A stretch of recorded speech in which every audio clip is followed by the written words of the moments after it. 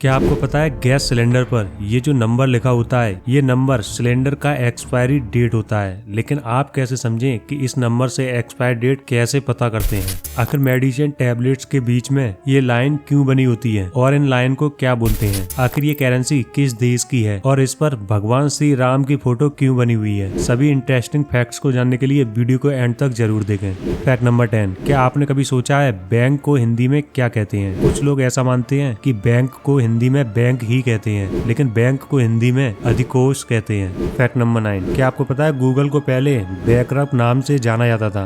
America के Stanford university के 2 student ने इस सर्च इंजन को बनाया था। उस समय इसका नाम बैकरप रखा गया था, लेकिन जब कंपनी को रजिस्टर्ड कराया गया तब इन दोनों स्टूडेंट ने डिसाइड किया कि इस कंपनी को गूगल नाम से रजिस्टर कराया जाएगा। लेकिन आपको जानकर यकीन नहीं होगा, गूगल को रजिस्टर कराते समय स्पेलिंग मिस्टेक हो गया और गूगल की जगह गूगल रजिस्टर्ड हो गया और धीरे धीरे गूगल शब्द लोगों को पसंद आने लगा और आज के समय में लोग सबसे ज्यादा गूगल का यूज करते हैं। फैक्ट नंबर 8, अगर आप चाय पीने के शौकीन हैं और आपको अलग अलग ब्रांड्स की चाय पीना पसंद है तो आप एक बार इस चाय को भी ट्राई कर सकते हैं। द होंग पाओ नाम की ये चाय दुनिया की सबसे महंगी चाय है। इस 1 किलो चाय की कीमत 8 करोड़ 28 लाख रुपए है। इस चाय में दुनिया का सबसे बेस्ट स्वाद बताया जाता है। इस चाय की खेती सिर्फ चीन में ही होती है। फैक्ट नंबर 7, आपने ये तो पढ़ा होगा कि माउस और रैट का मतलब चूहा होता है और आप ऐसा मानते होंगे कि चूहा मतलब चूहा ही होता है, चाहे वो माउस हो या फिर रैट। लेकिन आपको सुनकर आश्चर्य होगा कि माउस और रैट दोनों अलग होते हैं। अब आप सोचेंगे कि वो कैसे, चलिए बताते हैं। अगर आप माउस और रैट को एक साथ देखेंगे तो आपको दोनों के बीच डिफरेंस नजर आ जाएगा। इसे माउस बोलते हैं और इसे चूहा बोलते हैं। माउस भी रैट का रोडेंट मतलब कुतरने वाली प्रजाति से मेल खाता है। अगर इन दोनों में डिफरेंस देखा जाए तो देखने में तो अलग अलग होते ही हैं, लेकिन माउस का वजन 12 से 14 ग्राम होता है और रैट का वजन 150 से 300 ग्राम तक होता है। माउस के कान रैट की तुलना में बड़े होते हैं। माउस ज्यादातर घरों में रहते हैं और रैट ज्यादातर खेतों में पाए जाते हैं। माउस और रैट दोनों को ही चूहा बोलते हैं, लेकिन दोनों अलग अलग प्रजाति के होते हैं। फैक्ट नंबर 6, इस दुनिया में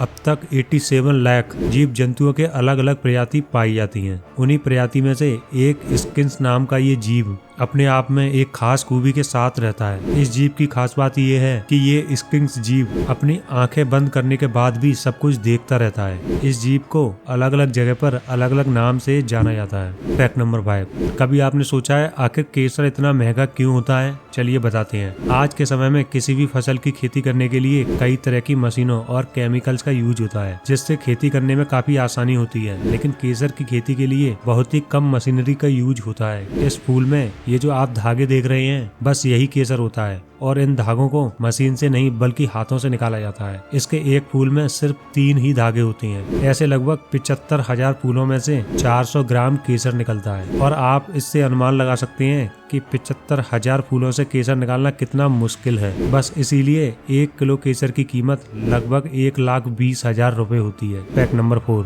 आपने वोडाफोन कंपनी के विज्ञापन देखे होंगे जिनमें जूजू नाम के कार्टून कैरेक्टर दिखाए जाते थे, लेकिन ज्यादातर लोग इन जूजू को एनिमेटेड समझते थे। लेकिन ये जूजू 3D एनिमेटेड नहीं होते थे। इस विज्ञापन में दिखाए गए सभी कैरेक्टर इंसान ही होते थे। इन लोगों को कुछ खास तरह के डिजाइन किए गए कपड़ों को पहनाया जाता था जिन्हें जूजू का नाम दिया गया था और ये स्क्रिप्ट के अकॉर्डिंग स्टूडियो में परफॉर्म करते थे। फैक्ट नंबर 3, इस नोट पर भगवान श्री राम की फोटो बनी हुई है। अगर आप इसे नकली समझ रहे हैं तो आप गलत हैं। अमेरिका के आयोवा स्टेट में महर्षि वैदिक सिटी में the global country of world peace नाम की एक संस्था ने साल 2002 में ये नोट बनाकर बांटे थे और साल 2020 में इस संस्था ने नीदरलैंड में भी इस करेंसी को बांट दिया था। वैसे इन नोटों को ऑफिशियल करेंसी नहीं माना गया है, लेकिन दोनों ही देशों में एक खास सर्कल में इन नोटों का इस्तेमाल किया जाता है। अमेरिका के आयोवा सोसाइटी में यही करेंसी चलती है। इस नोट के 1 रुपए की कीमत $10 होती है। फैक्ट नंबर 2, आपने मेडिसिन टैबलेट के बीच में बनी ये लाइन कई बार देखी होगी।